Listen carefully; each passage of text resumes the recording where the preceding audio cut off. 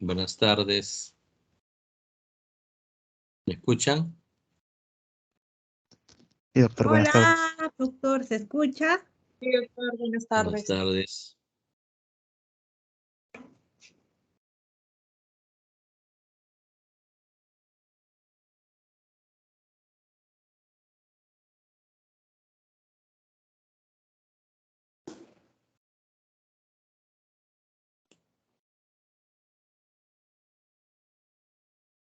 Buenas tardes.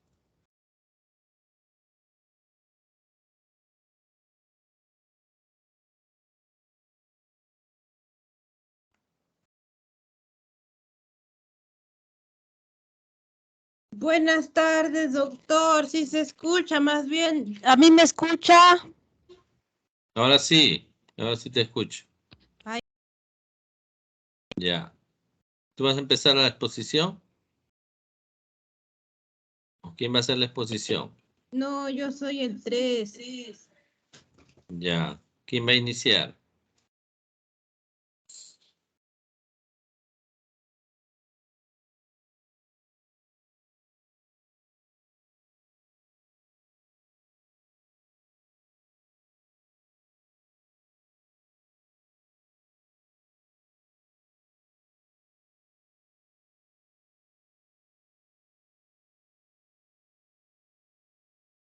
Jocelyn, inicia.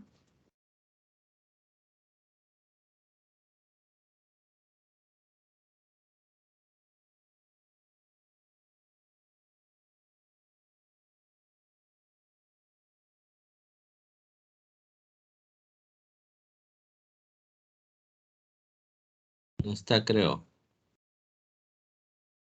A ver, vamos a esperar unos minutos más, ¿ya?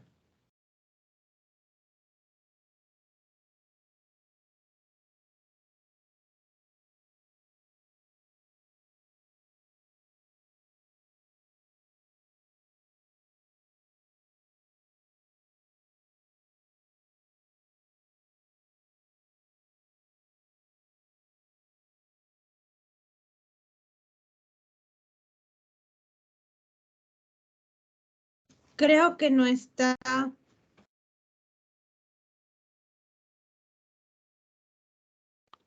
Sino que siga el siguiente, ¿no? Si no, vamos a quedarnos acá hasta tarde. Dentro de la delegada, creo. Sigan, chicos, nomás.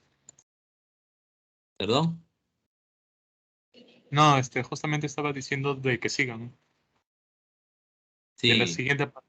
Doctor, alguien me sacó de la reunión. Si no está quien va a iniciar, que siga Doctor, el... ya está ingresando mi compañero que va a iniciarla con la exposición. Ah, ya, ok. Gracias por esperar.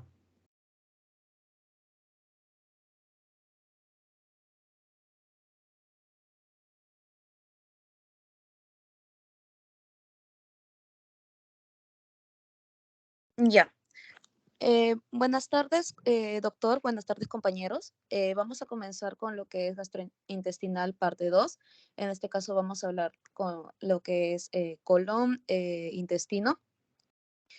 Los integrantes, pues ahí ya lo pueden ver, pero en este caso es del grupo 3. Y comenzamos. Siguiente, por favor.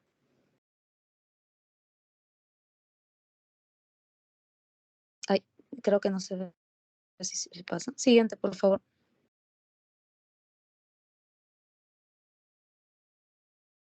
Chicos. Uy. ¿Qué pasó? Creo que no están todos, ¿no? Sí, no se ve. Ustedes ven la pantalla. A ver, problemitas técnicos, esperan. Y ahora sí se ve.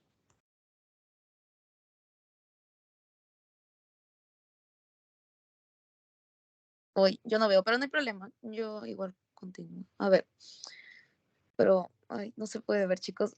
Ahí está. Ya. Perdone, doctor. Es que mi internet está hecho un desastre. Doctor, alguien me está queriendo sacar de la reunión y ahí me toca exponer después. A ver, ¿qué está pasando ahí? Por favor, no estén jugando con la computadora, ¿ya? Estén atentos para la exposición. Empieza Ya, sí, perdón. ya. En sí, cuando nos referimos al cáncer de colon o colorectal, debemos tener en cuenta que es multifactorial.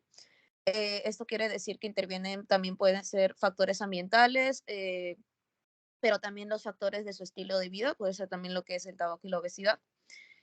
Según, por ejemplo, la Fundación Española de Aparato Digestivo del 2020, se encontró una incidencia de más de 40.000 casos, siendo solo 9% diagnosticados. Recordando que ese es el segundo cáncer más prevalente en hombres después del de próstata. La supervivencia que existe en estos pacientes solamente, bueno, es hasta el 60% y después de los 5 años de ser diagnosticada. Sin embargo, en la actualidad puede elevarse hasta un 90% si es que el paciente se Doctor, diagnostica. disculpe, hay un alumno que está sacando de la reunión a los demás. Por favor, no hagan eso. Hagámosle apanado. ¿Quién es? ¿Tienen, lo pueden, identificar?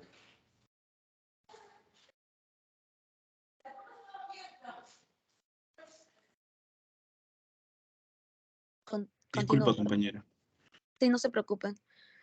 Eh, bueno, en este caso, esto puede elevarse hasta un 90%, pero si el paciente se diagnostica en menos de un año. Siguiente.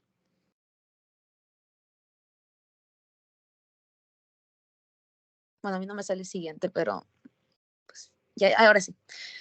¿Cuáles serían los factores etiológicos del cáncer de colon? Ahí hemos hecho una pequeña tablita, en este caso con el factor y el porcentaje de muertes inducidas, en este caso en tabaco y en obesidad, están en la primera línea con un 30%. De ahí continuamos con agentes infecciosos, con alcohol, con el sedentarismo y finalmente con radiación ionizante y también con medicamentos. Ahí, siguiente. A ver, chicos.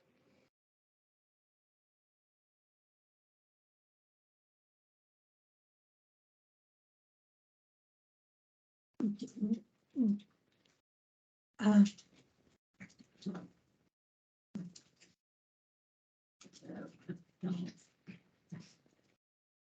la secuencia adenocarcinoma, tenemos lesiones previas a la neoplasia que primero en aparecer son prácticamente adenomas o pólipos adenomatosos porque hay un mal funcionamiento de los mecanismos encargados de regular la renovación del epitelio.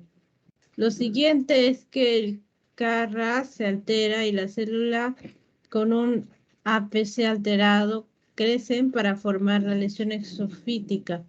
Además de una displasia de nivel intermedio, el procedimiento dura 10 a 15 años y entonces se va a volver a una displasia de nivel intermedio. Bueno, se puede ocurrir de paso una transformación veloz o lesión de más de 1 centímetro.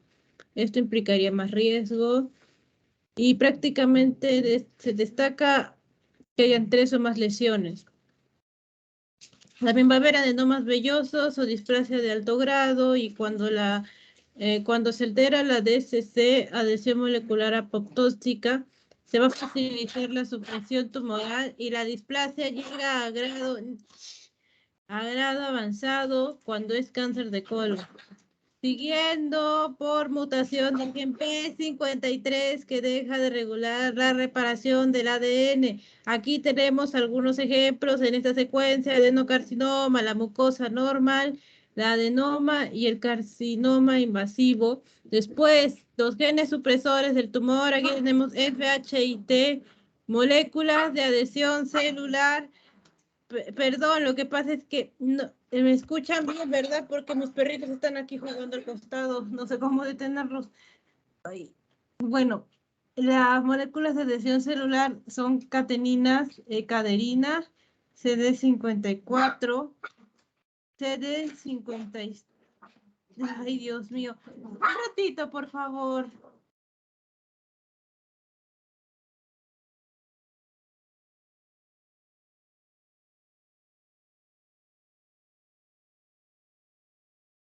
Gracias por la paciencia. Aquí tenemos las moléculas de adhesión celular, que son las cateninas, E-caderina, CD54 y CD56. Siguiente.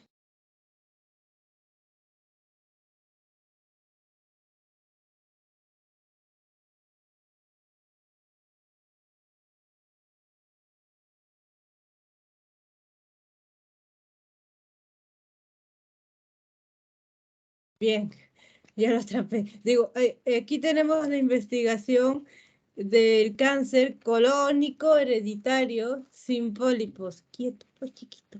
Además, también llamado cáncer colorectal o síndrome de Lynch, que es causado por alteraciones de genes MMR que se encargarán de arreglar los errores del ADN al replicarse, además de reparar deleciones en el gen EpCAM, y se inactiva el MSH2 del total caos que vemos en el SL. El 90% ocurre por alteraciones en los genes MLH1 y MSH2, mientras que otros del MSH6 se dan en un 7-10% de casos y el PMS2 en menos del 5%. Por otro lado, menos del 1% de casos suceden por deleciones en el gen EpCAM. Sabiendo esto, podemos decir que hay la posibilidad de transmitir la mutación a un hijo de un 50% si es que uno de los progenitores padece esto. Además, destaca que quien tenga esto tiene otros cánceres y un mayor riesgo a sufrir cáncer también en otros de sus órganos, como intestino delgado, estómago, recto, vías urinarias, también las próstata, piel, en todas partes. En el caso de paciente mujer, también en el ovario y en el útero.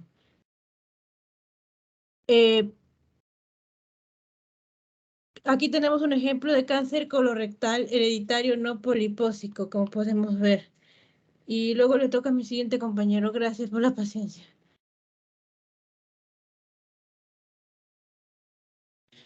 Bueno, ahora vamos a ver acerca de la base genética de la carcinogénesis colorectal.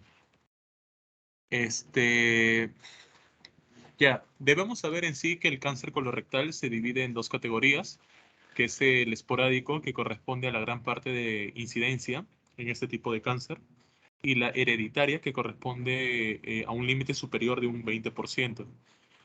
En el caso de la hereditaria, se dividirá en dos subcategorías, en donde se encuentra la poliposis adenomatosa colónica familiar y el síndrome de Lynch, que es el cáncer colorectal hereditario sin poliposis, en donde este síndrome es el más frecuente en la población. En el caso de la poliposis adenomatosa colónica familiar, ocurre una mutación en el gen supresor tumoral APC y tiene un patrón de herencia autosómica dominante, en donde estos pacientes se caracterizan por desarrollar cientos de pólipos a nivel del colon antes de los 30 años, en donde el cumplir en un promedio de 39 años ya se va a desarrollar en cáncer colorectal, en donde se debe realizar una cirugía de resección del colon en los diagnósticos precoces, ¿no?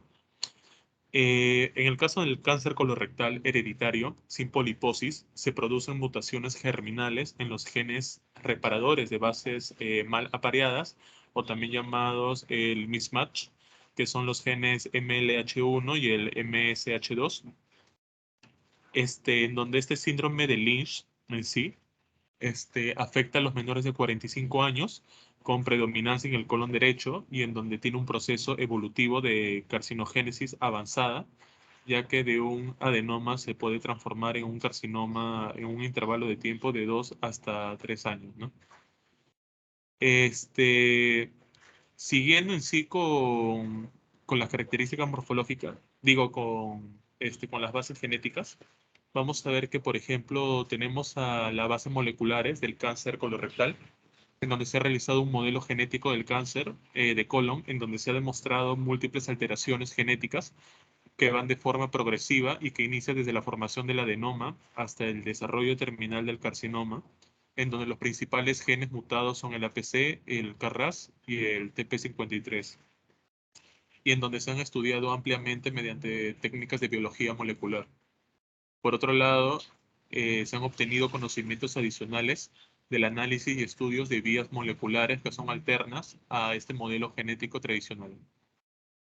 Ahora también tenemos la mutación del gen APC, que es quizás el principal, ya, como ya lo he mencionado antes, en donde conducen a la mutación del gen supresor, de este gen supresor que conducen a esta vía supresora, ya, y en donde corresponden al 85% de cáncer colorectal esporádico, ya, en donde existirán mutaciones puntuales también de lesiones del gen APC que ocurren en la fase temprana de más del 50% de la formación de los adenomas y que aumentan la probabilidad de formación de cáncer colorectal.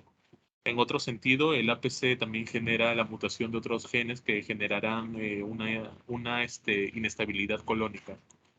Ahora también vamos a ver la mutación de un gen que también he mencionado, que es el gen KRAS, en donde prácticamente, como sabemos, el protoncogen KRAS permite codificar una proteína con actividad ATPasa, en donde participarán en múltiples mecanismos de señalización en distintos procesos celulares, como por ejemplo el ciclo celular, en donde su respectiva mutación generará una ampliación genética en tumores sólidos y que van a predisponer la aparición de cáncer colorectal, que van a generar una mayor proliferación celular y en donde se presentará tanto en la formación de adenomas como en la formación de pólipos hiperplásicos. Ahora tenemos también al GTP53, que también es importante, en donde el gen P53 es llamado el guardián del genoma, ¿ya? En donde se encarga de distintos procesos celulares, desde el control del ciclo celular hasta la reparación del ADN por distintos factores extrínsecos o también intrínsecos. Ahora, se ha establecido que más del 50% de las neoplasias en los seres humanos se encuentran por la mutación en sí del gen P53, y en donde en el cáncer colorectal se presenta con predominancia en los estadios avanzados y metastásicos. Pero también se pueden hallar en sí un tipo de mutación del gen P53, en donde lo hará radioresistentes, ¿ya?, a la radioterapia convencional, y esa mutación tiene un pronóstico bajo de supervivencia en los pacientes, ya que se utilizan todos los medios posibles, pero en sí las células cancerígenas no logran ser degradadas por la mutación del sentido erróneo, ¿ya? Y por diversos casos se ha mantenido la información de una mayor prevalencia de esta alteración genética en el colon distal y en el recto que en el colon proximal, por la cual es muy importante en el valor diagnóstico y también en el valor pronóstico. Siguiente, por favor. Ya, ahora acá tenemos bueno, acá nos dicen que describamos las características morfológicas en el aspecto macroscópico del cáncer de colon. Bueno, podemos mencionar 4 aspectos macroscópicos, en donde tenemos a la masa nodular predominantemente sésil, a lo que es llamado el esirro, también al adenocarcinoma mucinoso coloide y al adenocarcinoma papilar. En el caso de la masa nodular predominantemente sésil, se proyecta direccionalmente hacia el lumen intestinal, en donde va a rodear el intestino y en donde en sí se va a producir una reacción inflamatoria a nivel peritumoral, ¿ya?, en donde la formación de úlceras e infecciones secundarias son frecuentes. Ahora, la profundidad de estas úlceras van a ocasionar en sí tanto perforaciones como fístulas. Es más frecuente en el colon descendente y en el colon sigmoides, aunque puede ocurrir en cualquier segmento del colon, ¿no?, pero en un menor porcentaje. Ahora, en el caso del esirro, vemos que las células neoplásicas van a realizar un proceso desmoplástico, ¿ya?, que va a generar la formación de tejido fibroso y que va a constreñir el colon en forma circunferencial, ya que va a formar lo que se le conoce, bueno, coloquialmente, ¿no?, como el anillo del servilletero, ¿ya?, y en donde es predominante en el colon izquierdo y puede generar obstrucción mecánica.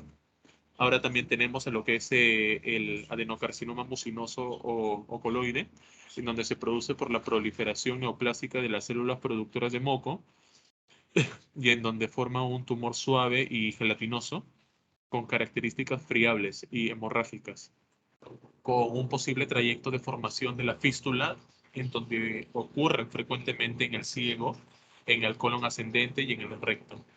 Y por último tenemos al adenocarcinoma papilar, en donde es friable y suave debido a su escasa formación estromal, ¿ya? Y en donde presenta una amplia base que incluso va a rodear las paredes intestinales y en donde su formación predomina en el mismo recto.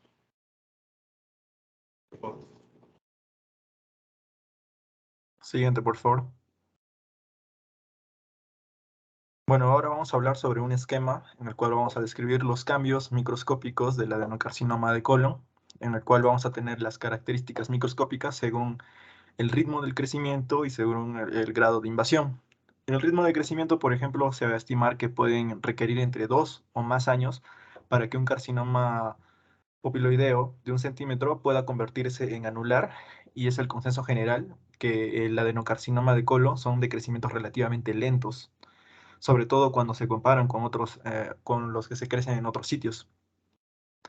Cuando hablamos de segunda invasión, por ejemplo, la más importante es la apariencia macroscópica, o que en la configuración microscópica es la determinación de esta extensión de la neoplasia, en el cual en este aspecto había varios intentos de clasificación, en el cual vamos a dividirlos en grado 1 y grado 2. En grado 1 son los ganglios linfáticos regionales negativos, en los cuales vamos a tener en cuenta que son lesiones confinadas de la mucosa, y también son lesiones que se extienden hasta la mucularis mucosae sin poder traspasarla. En lesiones que sobrepasan también la muscularis mucosae, en grado 2, por ejemplo, vamos a tener los ganglios linfáticos regionales que son positivos, en los cuales las lesiones que se extienden, como el B1 o B2 que acabamos de mencionar, o también como lesiones que toman todas las capas del intestino. Siguiente, por favor.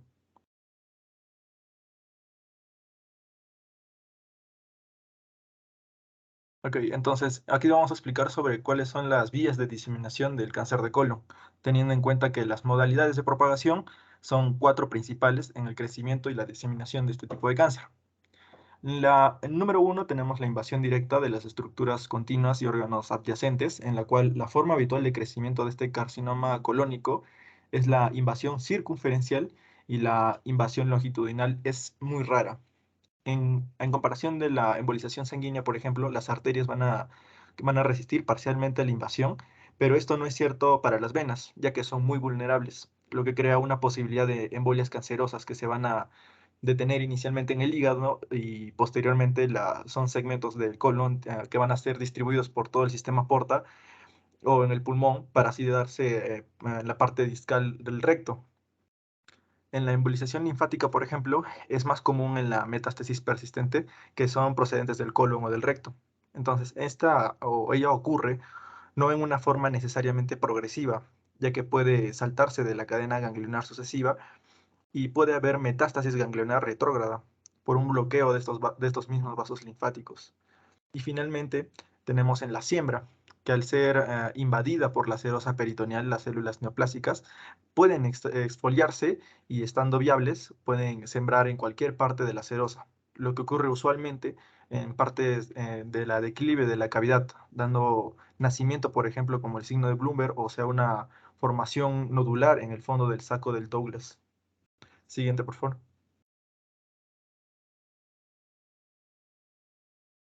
Y ahora comenzaremos a hablar de las manifestaciones clínicas, los métodos de diagnóstico y los exámenes auxiliares. En las manifestaciones clínicas tendremos que los síntomas más comunes no son específicos, pero pueden orientarnos a ver si es que es una situación de, por ejemplo, un tumor primario va a mostrar un hábito intestinal afectado. Esto consiste en diarrea o estreñimiento, por ejemplo. Puede haber sangre o moco en las heces, dolor en el abdomen o la pelvis también. Podemos ver algunos síntomas relacionados a obstrucción del intestino, como dolor cólico en el abdomen, náuseas y o vómitos, así como pocas deposiciones. Si es una metástasis, es probable que veamos dolor óseo, ictericia, ascitis o disnea. Esto puede variar según el órgano al que haya llegado la metástasis. También podremos ver un sangrado rectal que puede a largo plazo causar anemia, y un síndrome constitucional que consiste en pérdida de peso con apetito reducido y fatiga. En los signos, a la exploración lo que podemos encontrar podría ser una linfadenopatía en el ganglio de Virchow, hepatomegalia por metástasis, pérdida de masa muscular de los intercostales por cachexia, así como tenesmo por lesiones en el recto o el colon sigmoides. En los métodos de diagnóstico podemos contar con la prueba inmunoquímica fecal. Con esto vamos a buscar sangre oculta en las heces a causa de vasos sanguíneos dañados mediante reacción de hemoglobina. Si resulta positiva, se requerirá complementación con colonoscopía. También está la prueba de ADN en heces fecales. Esto identifica ADN con mutaciones que vienen de células cancerosas o de pólipos. También está, como ya hemos dicho, la colonoscopía. Se usa también como complemento de la inmunoquímica fecal y del ADN en heces fecales. Primero se hace un vaciamiento del colon y se usa un dispositivo que para visualmente ir explorando las zonas sospechosas en el colon, y con el equipo especial añadido se puede extraer tejido para biopsia. Luego está también la opción de coronografía por tomografía computarizada. Se introduce un tubo que llena el intestino de aire para exploración por tomografía computarizada con imágenes 2D y reconstrucciones 3D del intestino. Disculpen. En busca de anomalías como pólipos o cáncer. En los tipos histológicos de cáncer de colon, tenemos que los tumores epiteliales se dividen en adenoma, el cual puede ser tubular o velloso. Está también el carcinoma, que puede ser adenocarcinomas, que es el tipo más común de neoplasia maligna del colon, que proviene de células del epitelio de la mucosa colónica y rectal. Se originan a menudo de pólipos. El adenocarcinoma mucinoso, que es una proliferación de células productoras de mucina hacia la luz intestinal o a la pared del mismo. Luego tenemos también el tipo de carcinoma de células en sello, carcinoma de células escamosas o carcinoma de células pequeñas. Por otro lado está también el tumor carcinoide. Consiste en células bien diferenciadas similares a carcinomas ocurridos en segmentos de todo el tracto gastrointestinal, incluso el recto y el apéndice. Por otro lado tenemos los tumores no epiteliales. Estos pueden ser un lipoma, leiomiosarcoma, angiosarcoma, sarcoma de Kaposi, linfomas malignos como el tipo MALT o el linfoma de células del manto. También tenemos los tumores secundarios que vienen a ser pólipos hiperplásicos, que tienen riesgo de malignidad en caso de que midan más de 1 centímetro, ubicados en el colon derecho, y un foco de adenoma va a tener más de 20 pólipos en el colon. Tenemos la estratificación del sistema TNM para cáncer de colon. Tenemos el TIS, que consiste en la etapa más temprana, confinado a la mucosa. Luego en T1, el cáncer va a comprometer la mucosa y la submucosa. En T2, va a haber un crecimiento fuera de la submucosa hasta la muscular propia. En el T3, el cáncer va a llegar a la submucosa y a la subserosa sin llegar a otros órganos. Y en T4, el cáncer ha logrado salir de las paredes del colon y se ha diseminado a órganos adyacentes. Más que todo en el peritoneo visceral. Luego tenemos el N, que hace referencia a si ha afectado ganglios o no. Está el N0, donde no ha afectado a los ganglios. En N1, donde ha comprometido a 1 a 3 ganglios regionales. Y el N2, que se refiere a que ha comprometido más 4 o más ganglios linfáticos regionales. Luego está la M, que corresponde a metástasis. Tenemos en M0 que la información a metástasis no se puede, que no hay información para confirmar metástasis.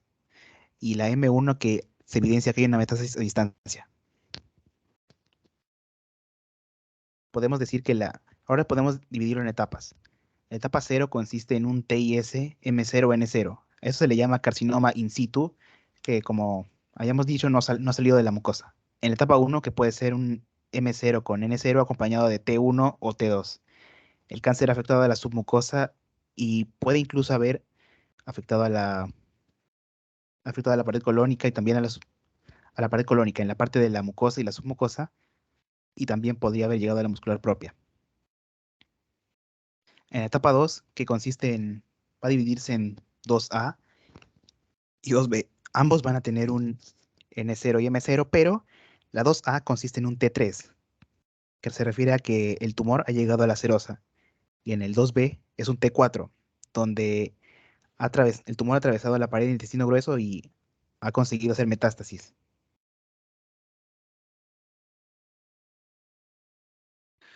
Por otro lado, tenemos una etapa 3, que consiste en la 3A, en la que un T1 o T2 con N1. Ha llegado a la submucosa y a la muscular con diseminación a 1, 2 o 3 ganglios, y la 3B también está en la que ha afectado a la que tiene un T3 o T4 acompañado de un M1.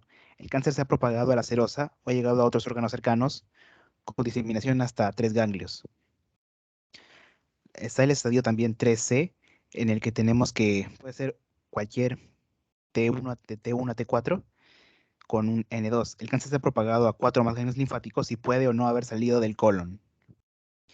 En la etapa 4 tenemos que puede ser cualquiera de los estadios de T, N1 o N2 y con M1. El cáncer perfectamente ha salido del colon, se puede haber diseminado a más de 4 ganglios y llegar a órganos adyacentes. Generalmente la tasa de supervivencia a 5 años para el cáncer de colon es de 64%. Si es localizada al momento del diagnóstico, la posibilidad de sobrevivir es de 91%. Si se ha diseminado a órganos, a ganglios u órganos adyacentes, la supervivencia a 5 años es de 73%. Pero si se disemina a órganos más alejados, la supervivencia a 5 años es de solo 17%. Eso es todo por la exposición. Muchas gracias.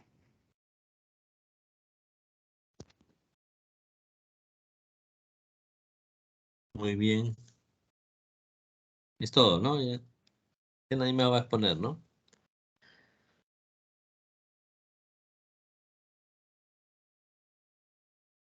¿Escuchan? ¿Me Sí, escuchan, doctor, sí chicos? se le escucha. Ah, ya. Bueno, el cáncer de colon, ¿qué podemos decir? Es una neoplasia que está en aumento, ¿no? Hay dos tipos, digamos, del punto de vista de la etiopatogenia.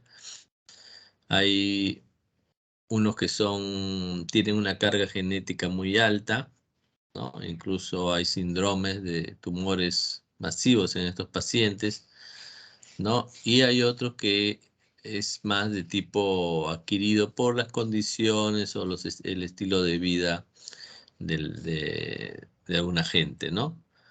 ¿De qué hablo, por ejemplo, no? El cáncer de colon está íntimamente ligado a una dieta baja en fibras, ¿no? Y alta en carbohidratos, ¿no? Lo que va a generar estreñimiento crónico, que también es un factor de riesgo. La edad también es otro factor de riesgo. La obesidad, ¿no? El tabaco. Entonces son cosas que uno podría controlarlas, ¿no? Entonces, todos esos factores de riesgo ahorita están en aumento, ¿no? Y también conllevarían a la aparición de estos tipos de cáncer, ¿no?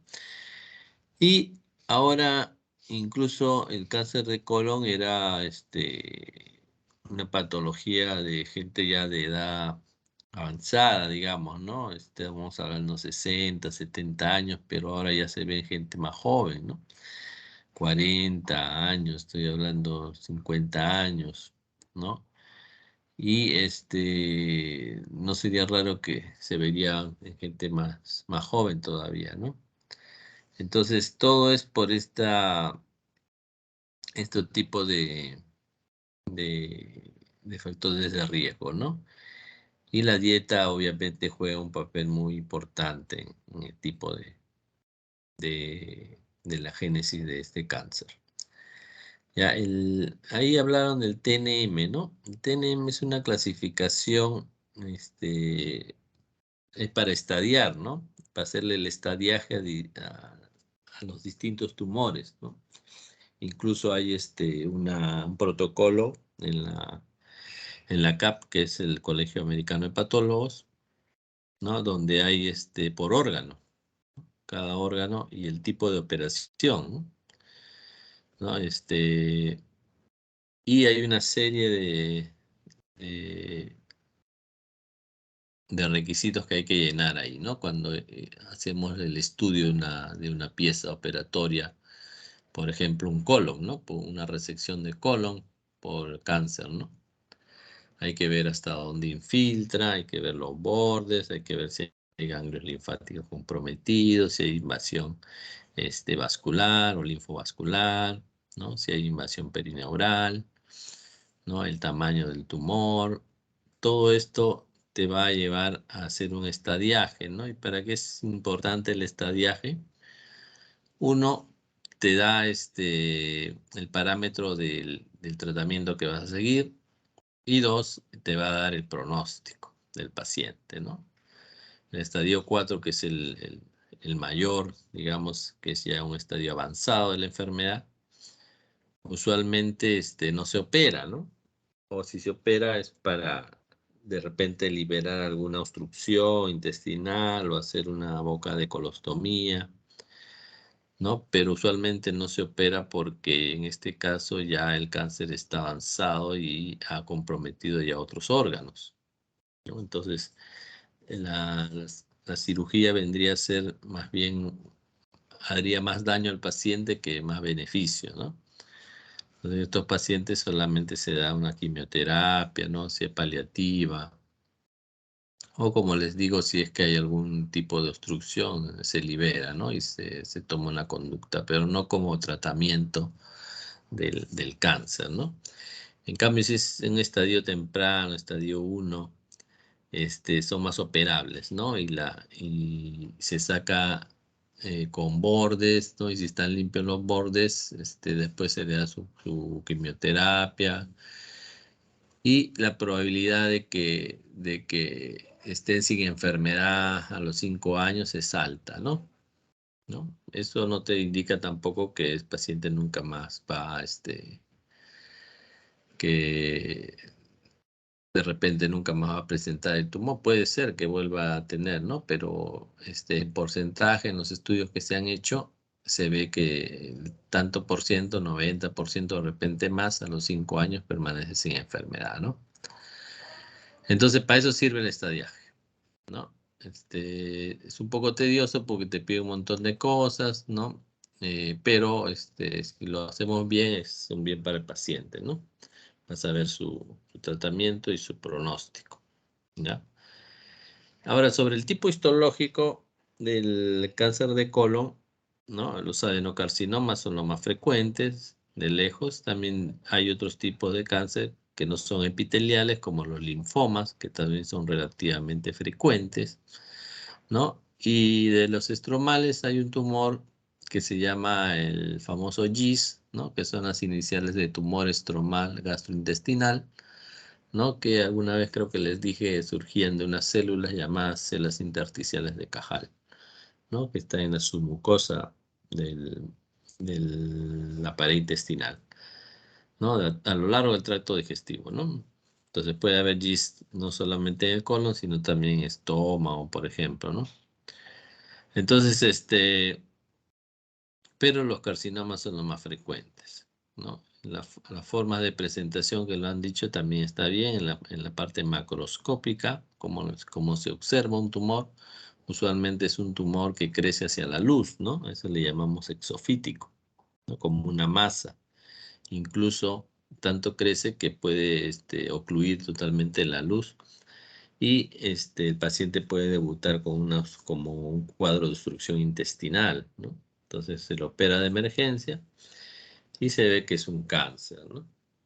Entonces, hay pacientes que pueden ver esto, ¿no? Otra forma de presentación son con úlceras, ¿no? Pero las úlceras, son úlceras proliferativas, que es que sus bordes son elevados, ¿no? Sus bordes son elevados. Ya hay otros que crecen en forma, mencionaron el término de cirro, ¿no? El cirro quiere decir que van las células infiltrando la pared, mientras se infiltran van produciendo o haciendo que el tejido que es infiltrado haga fibrosis, ¿no? Y eso le da una cierta dureza al tumor, ¿no? Por la fibrosis, ¿no?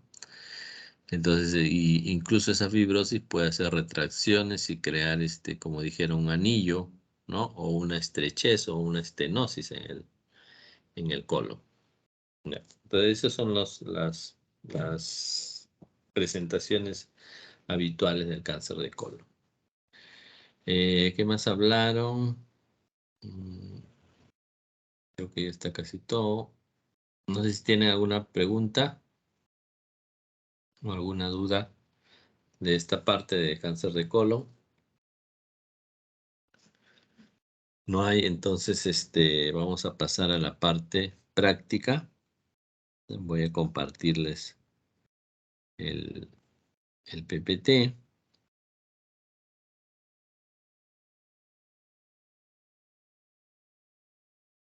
¿Está?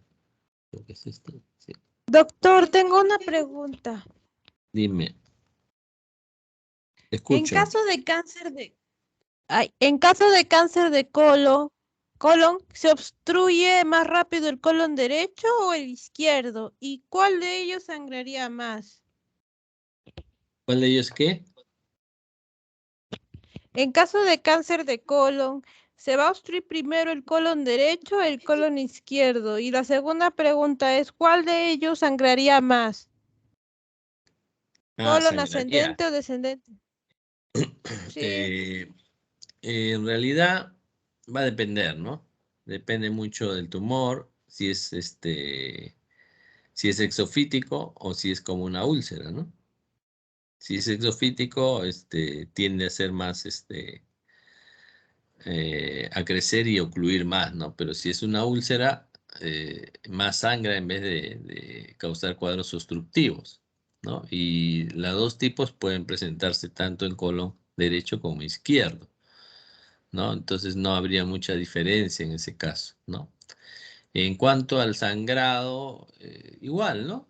Ambos pueden sangrar, la cosa que es más fácil que tú te des cuenta de un sangrado cuando el tumor está más cerca al recto, ¿no? Y al ano, ¿no? Porque la sangre va a salir más fresca. En cambio, si está más lejos, sale un poco más digerida, ¿no? O no tanto digerida, sino más oculta, digamos, ¿no? Por eso también mencionaron ese, esa prueba de Tevenon. El Tevenon te ve sangre oculta en heces, ¿no? Entonces, con eso tú puedes decir que hay un sangrado, ¿no? Cosa que no se va a ver porque en las heces, porque su nombre lo dice, está oculta, ¿no? Es cuando está mucho más lejos del recto, ¿no? Pero cuando está más cerca, ¿no? Es más fácil de verlo, ¿no? Como rasgos encima de las heces, ¿no? No sé si contesté tu pregunta. Sí, doctor, pero si fuera un tumor que está creciendo dentro de la luz del colon, ¿a cuál de los dos primero obstruiría? ¿A cuál obstruiría primero? Sí, Mm, Más que todo, tu pregunta va sobre las características anatómicas de cada parte del colon. sí, Claro, ¿no? sí, doctor. Obviamente la parte que es más dilatada es la parte más distal, ¿no? Colon sigmoides, por ejemplo, ¿no? Tendría más diámetro, ¿no? Que el colon, por ejemplo, el colon derecho, ¿no? O el transverso. Entonces, si va por ahí tu pregunta, obviamente va a ser la parte más distal, ¿no? Perdón, más proximal, ¿no? Hablo de colon derecho, ¿no? O transverso.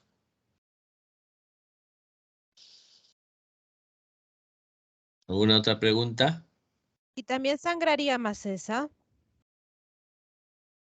Esa sí es una pregunta que no te podría contestar, ¿no? Va a depender mucho de las características del tumor, ¿no? Qué tipo de infiltración es la que da, ¿no? Si ataca más fácil a los vasos sanguíneos, puede hacerlo sangrar o no. Eso es indistinto de dónde se surja, ¿no? Si es colon derecho, izquierdo. ¿Ya? ¿Alguna Gracias, otra doctor. pregunta? Ya. Entonces vamos a hablar de la patología digestiva 2, ¿no? Que es básicamente intestino, ¿no? Voy a ampliarlo. Sí se ve la diapositiva, ¿verdad?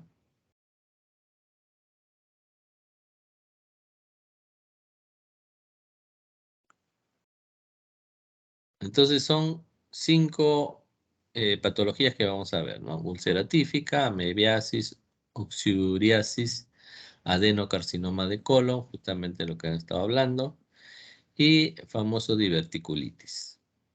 No se pasa solo esto, ¿no? Bueno, los objetivos, los puntos a desarrollar, la introducción. Ya vamos a hablar un poco de la parte teórica de la úlcera tífica, ¿no? La úlcera tífica, pues, en realidad es una complicación de una infección llamada salmonelosis, ¿no? O fiebre tifoidea. Antes cuando no había tanta producción de los antibióticos, ¿no? Estos pacientes llegaban a ser úlceras tíficas, ¿no? Porque era la secuencia, digamos, de la enfermedad. ¿Ya? Pero ahora, ya con el tratamiento con antibióticos y todo eso, es raro ver ahora úlceras tíficas, ¿no? En todo lo que llevo yo de mi, de mi especialidad, una vez no me he visto úlcera tífica, ¿no?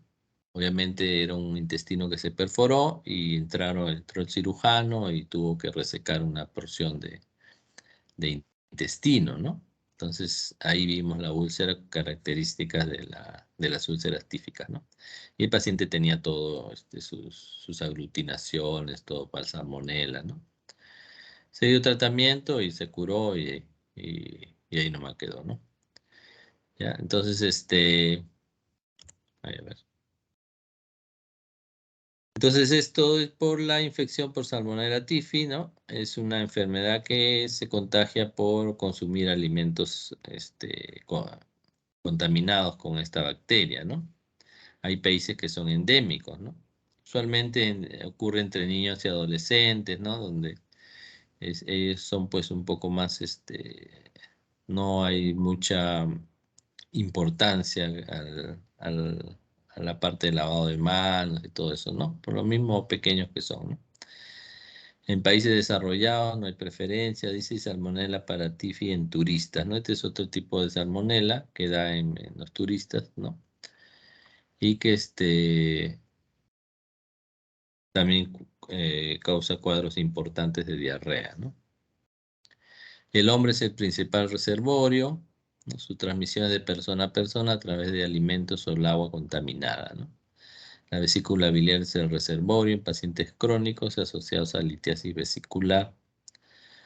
La salmonela sobrevive al ácido gástrico, llega al intestino y es captado por las células M, a las que invade, y los microorganismos son embullidos por las células mononucleares en el tejido linfático. Desde ahí se diseminan por los vasos linfáticos y por los vasos sanguíneos.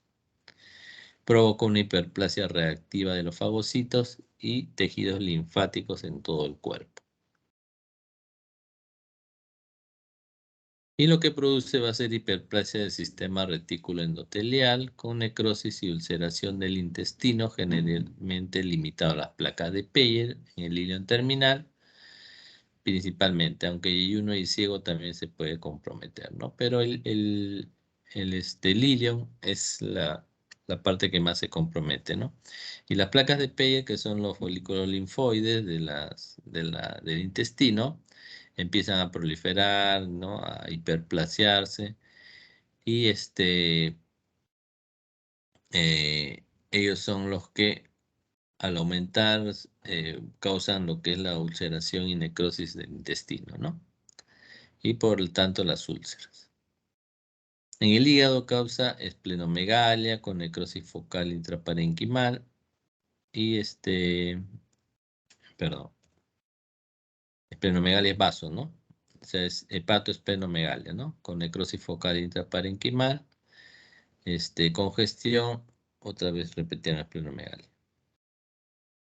Importancia, el número y tamaño de las úlceras no tiene relación con el cuadro clínico y lo peligroso es que se perfore y cause una peritonitis, ¿no?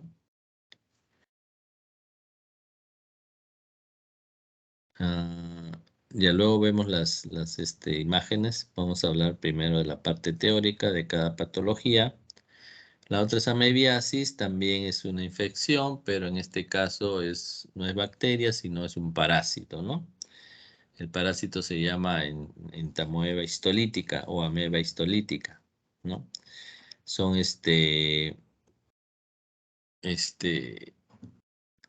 en parásitos unicelulares, ¿no? Y que tienen la capacidad de invadir el tejido, ¿no? Sin embargo, en el ser humano hay otras amebas que actúan solamente como comensales, ¿no? No tendrían un papel patológico, ¿no? Estoy hablando de Entamoeba coli, por ejemplo, ¿no? Entamoeba harmani, Entamoeba dispar, ¿no? En cambio, la histolítica sí es patógeno, ¿no? Espera, la doctora creo. Pero allá. Entonces, hay dos formas de la entamoeba histolítica, como lo dijo la doctora. Hay formas quísticas y de trofozoito, ¿no? Los quistes son formas en que se protegen, ¿no? Ellos de un ambiente que es agresivo para ellos, ¿no? Los trofozoitos son la parte ya invasora, digamos, ¿no? De los tejidos, ¿ya? Ambos se detectan en las heces de los pacientes que están infectados con este parásito, ¿no? La amebiasis se considera como una causa importante de morbilidad y mortalidad en el mundo. Se caracteriza clásicamente por disentería y dolor abdominal. Disentería son diarreas con sangre, recuerden, ¿no? Y dolor abdominal es un dolor abdominal vago. Histológicamente se observan los trofozoitos en la pared intestinal y las típicas úlceras en forma de botella, ¿no? Dicen, ¿no? Es lo característico. El colon ascendente es la región más afectada. El colon afecta en realidad la ameba histolítica, ¿no? Ese es su hábitat. En cambio, el salmonella es el ilion, ¿no? Pasamos a Osteuriasis, es otro parásito. En este caso es un gusano, es pluricelular, no es solamente una célula. En realidad es un nemátodo, ¿no? Que son los gusanos que son redondos, ¿no? Los planos son las tenias, por ejemplo, ¿no? Ya, el verdadero nombre de este oxiuro es Enterobius vermicularis, ¿no? Tiene una cola larga y puntiagudo en la hembra, ¿no? En algunas áreas se usan los nombres comunes como gusano de asiento, dice. Infectan a personas en los países industrializados y en desarrollo. La infección gastrointestinal por el oxiuro presenta una distribución universal y es considerada la infección helmíntica más frecuente, presentándose en todas las edades y niveles económicos. Es bien frecuente esto, ¿no? Nosotros lo vemos bastante en los apéndices resecados por apendicitis. En la luz vemos bastantes enterobios, ¿no? Sobre todo en gente joven, en niños, por ejemplo. Y la característica, a diferencia de la ameba, es ellos no invaden el tejido, ¿no? Los ciuros solamente lo vas a ver en la luz del intestino, no lo vas a ver dentro del tejido como si puedes ver las amebas, ¿no? Igual la infección es vía fecal oral, o sea, por alimentos contaminados. Los gusanos adultos viven en el intestino, migran al orificio anal por la noche, donde las hembras depositan sus huevos en la mucosa perirectal, ¿no? Los huevos causan irritación intensa, prurito perineal y contaminación de los dedos que le permite la transmisión entre personas, ¿no? Por eso acá hay un test de Graham, me parece que es, ¿no? Donde se pone una cinta como un cinta scotch en el ano, ¿no?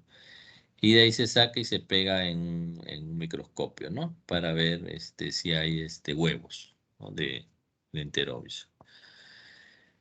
En la mayoría de personas esta infección es asintomática y su manifestación clínica característica es el prurito anal nada más, ¿no?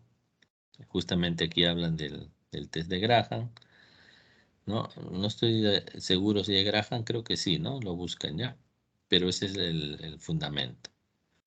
La presencia de oxígenos en el apéndice secal puede destruir su lumen, sí hemos visto muchos casos, y provocar lo que se denomina cólico apendicular, sin necesariamente desencadenar una inflamación apendicular, ¿no? O sea, a veces se saca porque se piensa que es una apendicitis por el dolor, ¿no? Pero no hay infiltrado inflamatorio en la pared, pero sí en la luz hay gran cantidad de oxiuros, ¿no?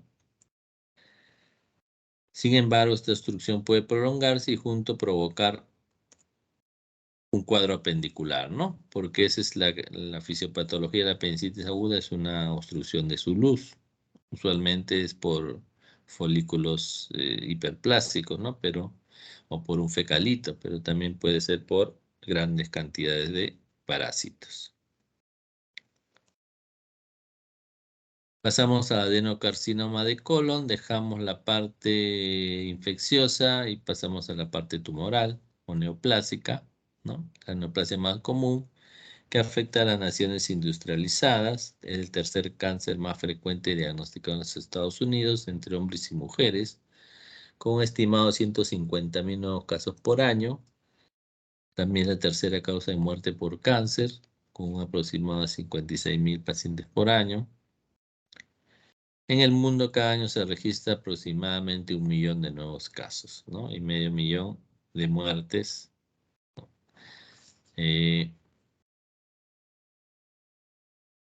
La mortalidad mundial de 8.1 por 100.000 habitantes, ¿no? Es bastante. El riesgo es más en hombres, en un 6% más que en mujeres, se incrementa por encima de los 40 años, edad de diagnóstico en la 7ª década de la vida, ¿no? Estamos hablando de 60 años más o menos, pero el riesgo ya es a partir de los 40, ¿no? En los países de bajo riesgo es más frecuente en el lado derecho, en los países de alto riesgo es más frecuente en el lado izquierdo. Los cánceres del lado derecho son más comunes en personas de edad avanzada, ¿no? Particularmente mujeres, y más frecuente en raza afroamericanos, en un 35% del lado derecho. La raza blanca en un 24%, dicen, ¿no? Hay factores genéticos asociados. El cáncer colorectal corresponde a todos aquellos tumores ubicados en el intestino grueso o colon, pudiendo estos tumores localizarse por lo tanto desde la válvula ileocecal hasta el recto. La gran mayoría son adenocarcinomas, como les dije, ¿no? Que derivan de células epiteliales columnares en la capa mucosa del colon y recto, ¿no? Usualmente se originan de pólipos que resultan de proliferación y displasia, ¿no? En realidad, de adenomas, ¿no?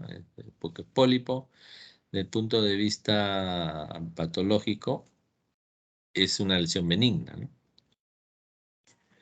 Adenoma sí es cuando tiene los adenomas en el tracto gastrointestinal, estamos hablando ya de lesiones elevadas o sésiles, pero que tienen ya un grado de displasia, ¿no? Cosa que ayer en la noche hablábamos de adenomas en el aparato endocrino, ¿no? Eso sí son lesiones benignas, ¿no? Los adenomas. Ya, no se confundan. Y por último, diverticulitis, creo que es la última, ¿no? La diverticulitis es la presencia de formaciones saculares, ¿no? O el desarrollo de formaciones saculares de la mucosa y submucosa a través de áreas con capa muscular más delgada, ¿no? Donde los vasos sanguíneos penetran la pared intestinal. En otras palabras, son como globitos que salen de la misma pared, ¿no? Hacia afuera, ¿no? Que si fuera en un vaso sanguíneo sería un aneurisma, por ejemplo, ¿no? Y en el colon, que es un tubo, sería divertículo, ¿no? Son como saquitos. Entonces, ¿por qué se forman? Porque la pared tiene algún tipo de debilidad, ¿no? Está débil o tiene algún tipo de delgadez, ¿no? Hace que la presión que hay dentro del colon, haga que esta parte que está débil protruya hacia afuera, ¿no? La incidencia es 63% en mayores de 70 años, ¿no? Por ejemplo, esto sí da en gente ya de edad avanzada, ¿no? En un joven bien difícil, ¿no? Porque el joven pues tiene sus tejidos bien bien constituidos, ¿no? Pero ya cuando pasan los años, ¿no? Ya se deja de formar colágeno. El colágeno, recuerden, es lo que le da la firmeza y la dureza, la tenacidad de los órganos, ¿no? Entonces, en ellos habría puntos del intestino en que están más débiles, y encima si tiene un aumento de la presión intracolónica, ¿no? Que es, por ejemplo, en gente que sufre de estreñimiento, ¿no? Por eso el estreñimiento es un factor de riesgo para hacer divertículos. Estreñimiento crónico, ¿no? Estamos hablando. Entonces, en esos casos, con una pared débil se forman los divertículos, ¿no? Su ubicación más frecuente es en el nivel de sigmoides. La patogenia impresiona ser multifactorial. 15 a 25% se desarrollaría una diverticulitis aguda durante su vida, ¿no? O sea, si tienes divertículos, ¿cuál es lo peligroso? Que se te inflamen. Y eso se llama diverticulitis. Si no tiene inflamación, el término es diverticulosis. ¿Ya? Nada más. Pasamos a la parte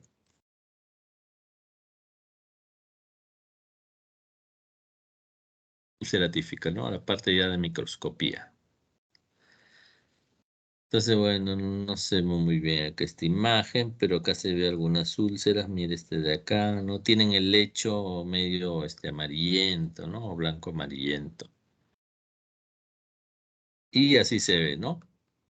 Este es el lecho de la úlcera y los bordes son elevados, ¿no? O hiperplásicos. ¿Ya? Y acá hay una gran cantidad de infiltrado inflamatorio, y acá hay la formación de un folículo linfoide, ¿no? Hiperplásico. Miren cómo el infiltrado inflamatorio es bastante severo. Acá también, bastante severo. Hasta ahorita es una úlcera común y silvestre, pero hay una característica que las va a hacer decir que es por úlcera atífica. Bueno, acá se ve el epitelio reactivo, ¿no? Este es el lecho de la úlcera con gran cantidad de infiltrado inflamatorio. Y no salió. No salió lo que querían, que son los tifocitos, ¿no? Incluso no los han mencionado, ¿no? En el lecho hay un montón de células inflamatorias. Dentro de ellas tenemos los macrófagos, ¿no? Y cuando los macrófagos están fagocitando hematíes, esa es una característica de las úlceras tíficas, ¿no? Se ve bastantes, ¿no? En la práctica, en las láminas de ahí cuando hacíamos la parte presencial, había láminas que tenían los famosos tifocitos, le llaman, ¿no? Que son macrófagos fagocitando hematíes en una úlcera tífica, ¿no? Y eso era lo que le daba el nombre a la úlcera, ¿no? Que era tífica, ¿no? Porque hasta acá puede ser una úlcera por cualquier otro mecanismo, ¿no? Pero con esa particularidad de los macrófagos fagocitando hematíes, podíamos decir que se trataba de una úlcera tífica, ¿no? Pero no han conseguido una foto, hubiera sido interesante. Amebiasis también tiene sus úlceras, mire, pero en este caso está en el colon, ¿no? Ya, la diferencia es que estas úlceras tienen necrosis y hemorragia, ¿ya? Y miren, y es en forma de botellón, dice, o matraz, ¿no? O sea, mire, la parte más superficial de la úlcera es más angosta, y la parte más profunda es más dilatada, digamos, ¿no? Esa es la característica, ¿no? Y acá tú vas a ver un montón de células inflamatorias, necrosis, y aquí es donde vamos a encontrar a las amebas metidas ahí en la parte necrótica. ¿Ya? Este es el epitelio, la mucosa que se hiperplasia al lado. Y acá miren, podemos ver ya a este aumento algunas células, estas de acá, aunque estas de acá más parecen macrófagos porque el principal diagnóstico diferencial son macrófagos, ¿no? Pero estas de acá sí son. Este de acá que está en este halo, acá también hay otra, acá hay otra. Estas dos de acá también son. Este parece que también es, ¿no? En cambio, estas tres tienen el núcleo muy grande, ¿no? Si se dan cuenta con este de acá no tiene núcleo tan grande. Estos más parecen macrófagos. ¿Ya? Se parecen mucho a los macrófagos. Este sí es, ¿no? Mire, acá está su núcleo chiquito y encima hay un linfocito metido ahí en su citoplasma, ¿no? Se lo está comiendo porque ellos se nutren de la célula, ¿no? Ese también es, ese también es, ¿no? Estos tres sí son macrófagos. Un núcleo muy grande. Entonces sí se ve, ¿no? Pasamos a oxyuriasis. Este también se ve porque es un parásito más grande, ¿no? Que es multicelular, pluricelular. Y en la luz lo vemos, ¿no? Entonces, este es un corte transversal del apéndice cecal. Esta es la luz. Acá está la mucosa con sus glándulas, ¿no? Las placas de Peyer, que son los folículos linfoides. De acá vemos la muscular, ¿no? Etcétera. Entonces, en la luz vemos estas estructuras que son los gusanos cortados en forma transversal, ¿no? Entonces son redonditos. Entonces vamos a ver a más aumento, miren. Lo característico es que tienen unas especies de espinas al lado, ¿no? Que les sirve justamente para avanzar, ¿no? Cuando van pegados a la pared. ¿Ya? Pero ellos no tienen capacidad de invadir, o sea, no se van a meter acá adentro, ¿no? Porque no tienen esa capacidad. ¿Ya? Esta parte de acá es su aparato digestivo, ¿no? Esta rojita de acá, ¿no? Y acá donde ven un montón de huevos, ¿no? Cada uno de estos es un huevo, ¿no? Este es su parte, su aparato reproductor, ¿no? Escrito ya. Miren, estos son huevitos, todos estos son huevos. Los huevos tienen la forma de una D, dicen, ¿no? O sea, una zona más recta y otra zona más abombada, ¿no?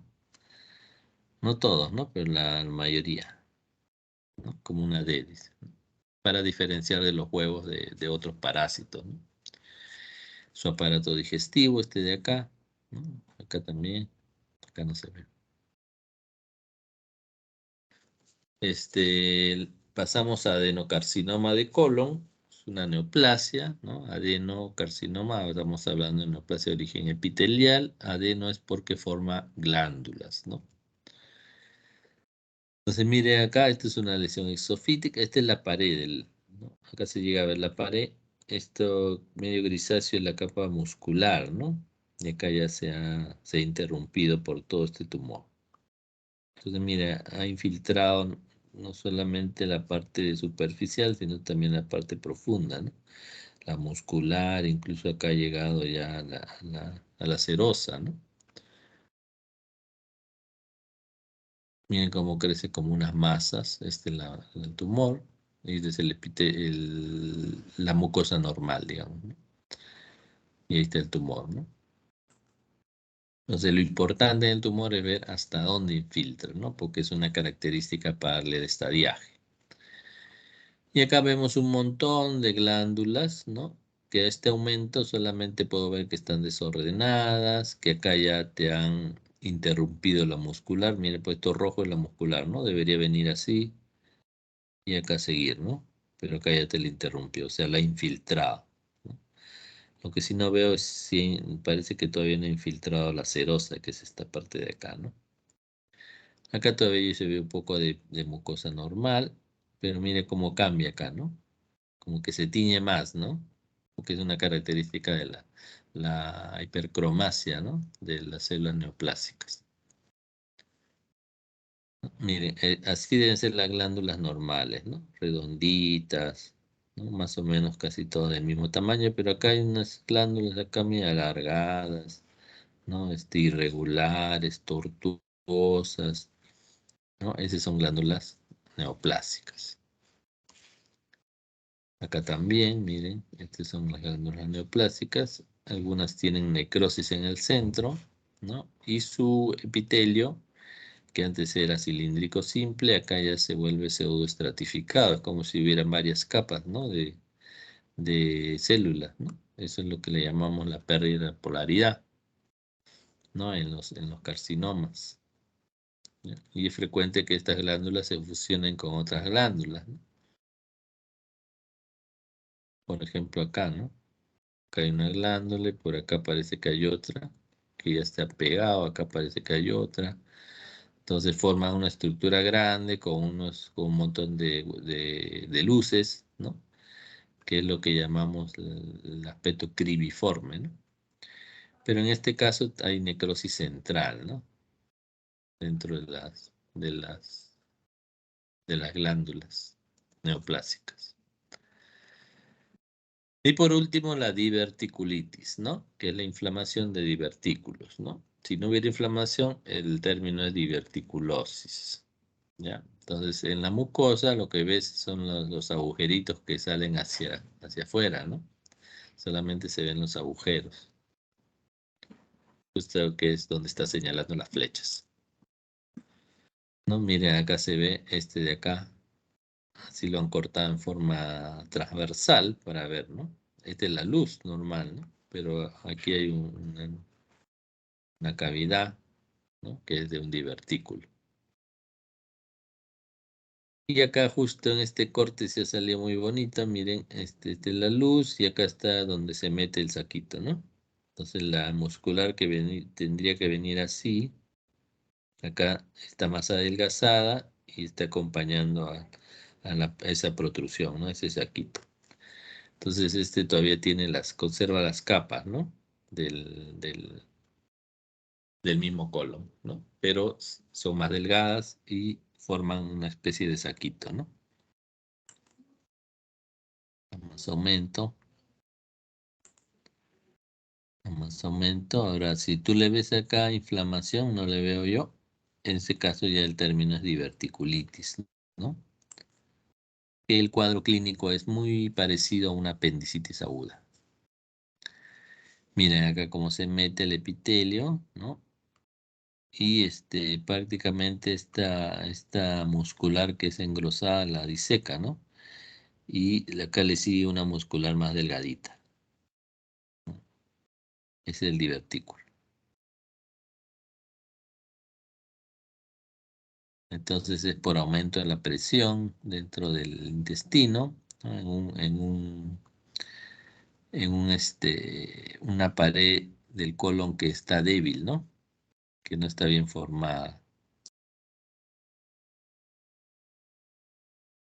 Acá está el epitelio, el divertículo y terminamos. ¿Alguna pregunta?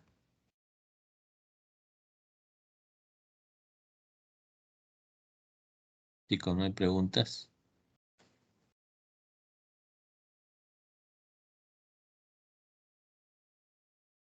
Muy bien, entonces nos estaremos viendo la próxima semana, ¿no? Nada más, nos vemos. Chicos, cuídense. Hasta luego. Gracias, doctor. Muchas gracias, doctor. Ya, hasta luego. Chao.